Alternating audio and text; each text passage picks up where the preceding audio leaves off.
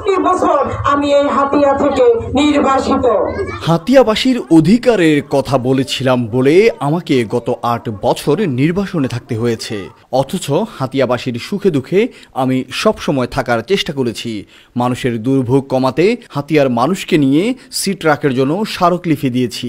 8 বছর পর নোয়াখালীর দ্বীপ হাতিয়া উপজেলার মাটিতে পা রেখে এভাবেই কথাগুলো বলছিলেন ফৌজিয়া সাফদার সোহেলি। সোমবার বিকেলে হাতিয়ার চর ঈশ্বর ইউনিয়ন আফাজিয়া বাজারে স্থানীয় মানুষের আয়োজনে সংবর্ধনা অনুষ্ঠানে অংশ নিয়ে তিনি এমন কথা বলেন। এ সময় নোয়াখালী থেকে হাতিয়ার যাতায়াত ব্যবস্থার সহজকরণ এবং হাতিয়াকে বাঁচাতে নদীবাঁধের মাধ্যমে হাতিয়াকে রক্ষা করা সহ এলাকাবাসীকে সাথে নিয়ে সবসময় মাঠে থাকার প্রতিশ্রুতি দেন।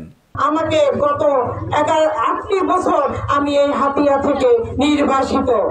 আমার অপরাধ, আমি আপনাদের অধিকার আদায়ের কথা বলেছিলাম। আমি বলেছিলাম আমার হাতিয়ার জনগণ যাতায়াত হতে এই কাঠের মাছ ধরার কাঠের নৌকাতে কষ্ট করে যাতায়াত করতেছে। আমি অনেক মন্ত্রণালয়ে দৌড়াদৌড়ি করেছি।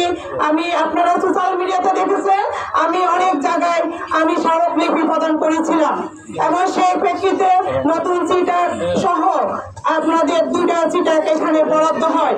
স্বাধীন বাংলাদেশে এই ঘাটে আর কোনো নৈরাজ্য হতে দিব না। লক্ষ্মীপুর আইডিয়াল আলিম মাদ্রাসা জাগতিক ও নৈতিক ইসলামী শিক্ষার সমন্বয়ে আপনার সন্তানকে সৎ, যোগ্য, আলেমে দ্বীন ও দেশপ্রেমিক সুনাগরিক হিসেবে গড়ে তোলার অঙ্গীকার নিয়ে লক্ষ্মীপুর আইডিয়াল আলিম মাদ্রাসা আছে আপনার পাশে।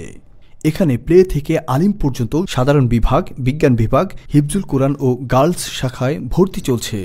এখানে রয়েছে উন্নত যোগাযোগ ব্যবস্থা এবং রুচিশীল ও শিক্ষাবান্ধব পরিবেশ। আবাসিক, অনাবাসিক ডে কেয়ার ব্যবস্থা। লক্ষ্মীপুর আইডিয়াল আলিম মাদ্রাসা, কোর্ট বিল্ডিং সংলগ্ন, জুমুল স্টেশন, সদর, লক্ষ্মীপুর। নোয়াখালী টিভি, বৃহত্তর নোয়াখালীর প্রতিচ্ছবি।